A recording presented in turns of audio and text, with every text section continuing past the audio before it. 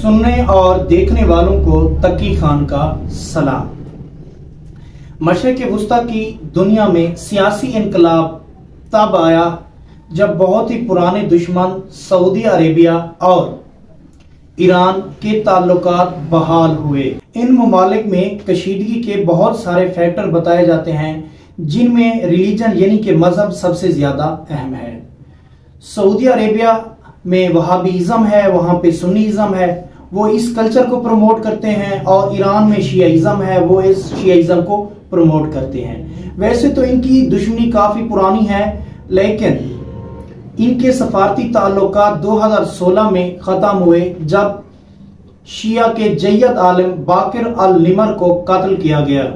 تو اس کے بعد ایران میں مظاہرین نے مظاہرے کر کے سعودی عرب کے سفارت خانے پر دھاوا بول دیا، جس کے بعد ان دونوں ممالک کے تعلقات، سفارتی تعلقات بالکل ختم ہو گئے۔ یمن کی جنگ بھی اس کشیدگی کی وجہ ہے۔ 2014 میں محمد بن سلمان نے جب یمن کے حوثیوں کو آسان ہدف سمجھ کر جنگ چھیڑ دی تو یہ جنگ ان کے لیے وبال جان بن گئی، لیکن اس میں کوئی دو رائے نہیں کہ یہی عمل ان کے لیے امن کا باعث بن رہا ہے۔ شام کی جنگ میں بھی یہ دونوں ایک دوسرے پر الزام تراشی کرتے ہیں۔ ایرانی حکومت شامی صدر اشد البشار کو سپورٹ کرتی ہے باغیوں کو کچلنے کے لیے، اور سعودی عرب ان باغیوں کو سپورٹ کرتا ہے۔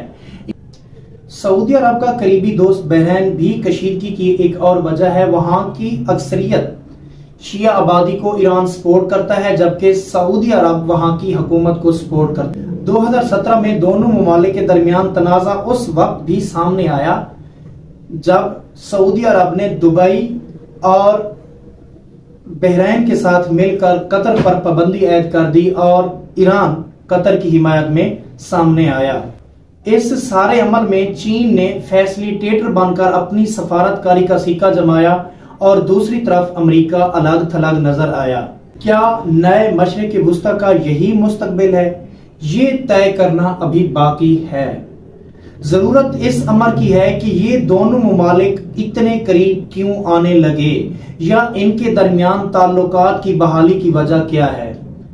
ہر ملک کے اپنے ذاتی مفاد ہوتے ہیں، اور وہی ذاتی مفاد انسان کو، ملکوں کو، گروہوں کو، اداروں کو ایک دوسرے کے قریب لے آتے ہیں۔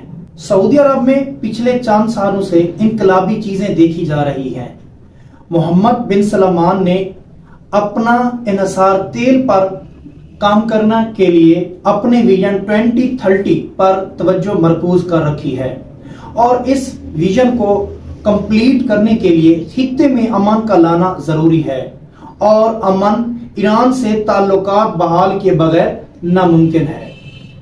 سعودی عربیہ نے یہ نوٹ کر لیا کہ ایران کو ہرایا نہیں جا سکتا، جس طرح انہیں آسان ہدف سمجھ کر ہٹ کیا جا رہا تھا ایسا ناممکن ہے۔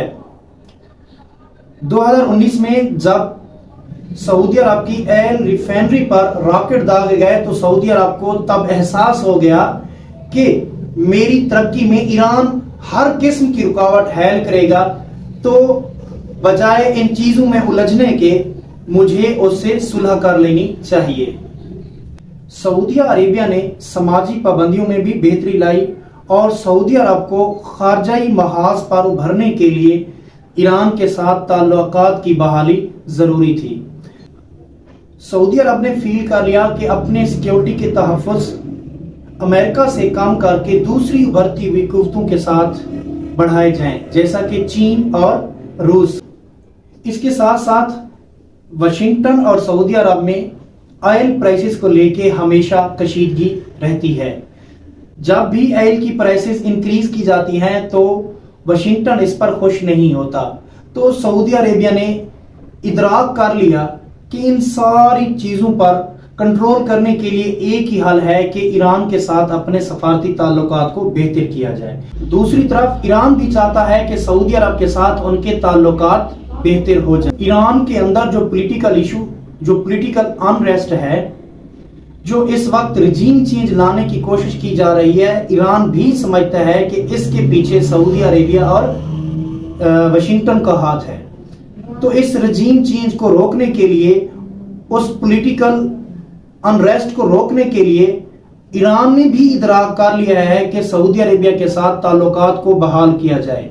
दोनों ममालिक के दरमियान ताल्लुकात की बहाली उनके अपने ज़ाती मफाद के लिए है। इन दोनों के ताल्लुकात की बहाली से पाकिस्तान पर बहुत गहरे असर पड़ेंगे। अगर पाकिस्तान अपना ग्वादर पोर्ट बिल्डअप कर जाता है, इंडस्ट्री में इम्प्रूवमेंट ले आता है, तो मुआशी हवाले से पाकिस्तान को बहुत बड़ा फायदा होगा। पाकिस्तान कुछ मामलात पर पाबंदियों का शिकार है। अब हम समाजी और मुआशी मैदान में दोनों मुल्क की खुलकर हिमायत कर सकेंगे। ये बहाली सफारतकारी के नए रास्ते और दोस्ताना ताल्लुकात को फिरोग देगा, जो नए मुआहदे मुतारिफ करा सकता है और दोनों मुल्क की मईशत को बेहतर कर सकता है। दोनों ममालिक के फौजी बजट भी कम होंगे, जो प्रॉक्सी वार के लिए रखे जाते थे।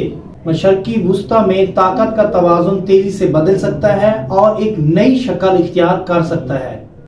दर हकीकत हम एक नई दुनिया में दाखिल हो रहे हैं, जहां सियासत चीन और रूस की क़यादत में कामयाब हो सकती है, और ये ईरान और सऊदी अरब ताल्लुकात की बहाली हमारे सामने एक बहुत बड़ी मिसाल है। ये बात वाज़ेह है कि ईरान और सऊदी अरब ताल्लुकात की बेहतरी पूरे खित्ते के लिए बेहतरी है। इस सारे मामले में चीन ने बहुत ही अहम किरदार अदा किया है। सऊदी अरब और ईरान को करीब लाने में चीन ने बहुत कलीदी किरदार अदा किया है।